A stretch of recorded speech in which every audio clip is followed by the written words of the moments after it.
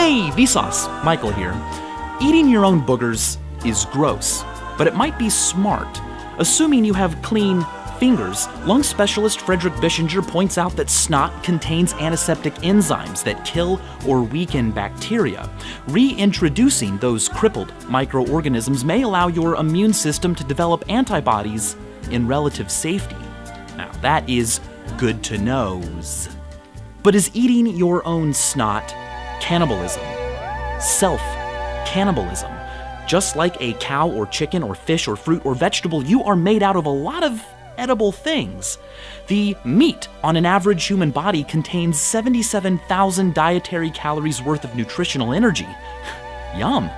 If you decide to become a cannibal, just don't show up late for dinner or you'll get the cold shoulder.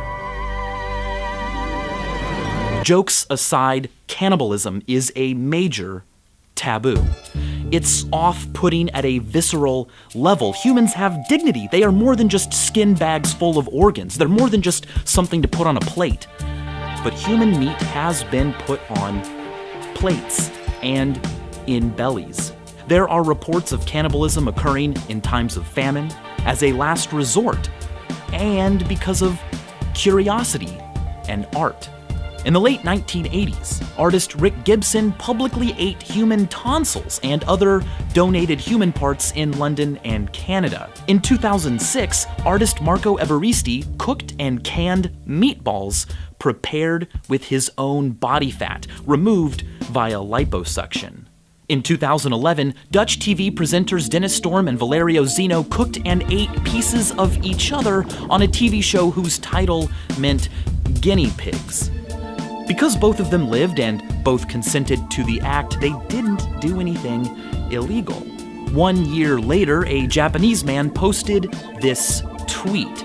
5 diners took up his offer, and on April 13th, 2012, they were served a $250 per plate meal consisting of his genitals.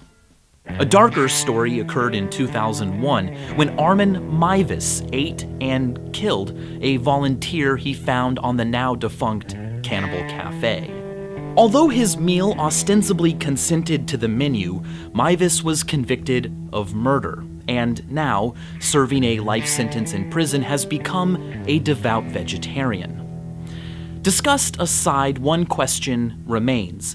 If you were to use your taste buds to taste your bud, what would it taste like? To be clear, taste is a sensation caused by something in your mouth chemically reacting with receptors in your taste buds. Flavor is the even more complex experience of taste combined with smell and information from the trigeminal nerve about things like temperature, texture, pain, and pungency. As far as the cooked but otherwise unadulterated, spiceless, sauceless flavor of human meat, the late William Seabrook provided, in my opinion, the best description. While in West Africa, Seabrook interviewed members of the Gear tribe, people who had eaten human flesh, and found their descriptions unsatisfactory. So, when he returned to Paris, he struck a sneaky deal with an intern at the Sorbonne and obtained a chunk of human meat from an otherwise healthy body recently involved in an accident.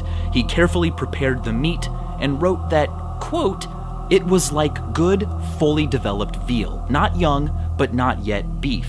It was mild, good meat with no other sharply defined or highly characteristic tastes, such as, for instance, goat, high game, and pork. The steak was slightly tougher than prime veal, a little stringy, but not too tough or stringy to be agreeably edible. The roast, from which I cut and ate a central slice, was tender, and in color, texture, smell, as well as taste, strengthened my certainty that of all the meats we habitually know, veal is the one meat to which this meat is accurately comparable." Seabrook never gave us any recipes or complimentary flavor recommendations, but that brings us to this video's title's second meaning. What does human taste like? What does the human palate prefer? Interestingly, Of all the possible combinations of identified flavors we consume, human cuisine only features a relatively small number of recipes. A couple years ago, Scientific Reports published a great paper on the chemistry and networks behind food pairing. Researchers took 381 ingredients used in 5 global cuisines and 1,021 molecular compounds known to contribute to their flavors and created a flavor network.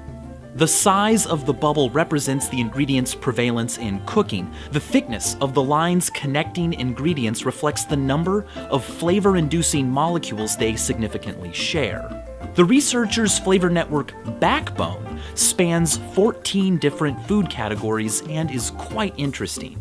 By comparing this network to tens of thousands of recipes, they found that North American and Western European dishes tend to combine ingredients that share flavor compounds, while East Asian cuisine avoids them. But that trend was caused by a few outliers in each cuisine that, if ignored, caused the difference in amount of sharing to lessen. Those few ingredients tend to be the most authentic. They tend to be the most responsible for the taste palette of a regional cuisine and contribute to this illuminating visualization. But some flavors don't go together in any cuisine. For instance, orange juice and toothpaste. Why does orange juice taste so disgusting right after brushing? Well, most toothpastes contain sodium lauryl sulfate, a chemical that helps the paste get sudsy and frothy during use. That action helps pull brushed off debris away from your teeth, but sodium lauryl sulfate also suppresses sweet receptors in your mouth and destroys phospholipids that inhibit your bitter receptors, making sweet orange juice taste not so sweet and grossly bitter for up to an hour after brushing. What interests me the most about flavor is the fact that the things that cause it eventually become you. You are what you eat, scientifically. Your body is always losing dead cells, but the elements and molecules you ingest are processed by your body into new body. Here's a fun way to think about it. Under the direction of DNA, a cat is made out of air, water, and cat food. That's it. Cats have less varied diets than humans. We can taste sweetness, but cats lack the gene required to do so. However, they can taste ATP, a molecule that moves around chemical energy for cells to use in the body, which may be a sign to them that they're tasting meat. The point is, sights and sounds and textures and shapes and smells are the names we give to things that eventually become our memories. But flavor is the name we give to the experience of things that eventually become our bodies. Contemplating the flavor of human meat is gross, but think of it this way: you are currently tasting human. You are tasting human right now. Your tongue and taste buds are in contact with your mouth almost constantly. Now, granted, it's more of a passive thing. Your mouth just happens to contain your tongue. You're not actually eating yourself, but you kind of are. Your body is constantly swallowing your own mucus and digesting pieces of your body like dead cells from your tongue and cheek. But that's nothing compared to the self-cannibalism of the sea squirt. The sea squirt lives a sort of self-cannibalistic flowers for Algernon life. When born, it resembles a tadpole and has a notochord, putting it in the same phylum as humans. It swims around until it finds a nice place to adhere, a rock, a plant.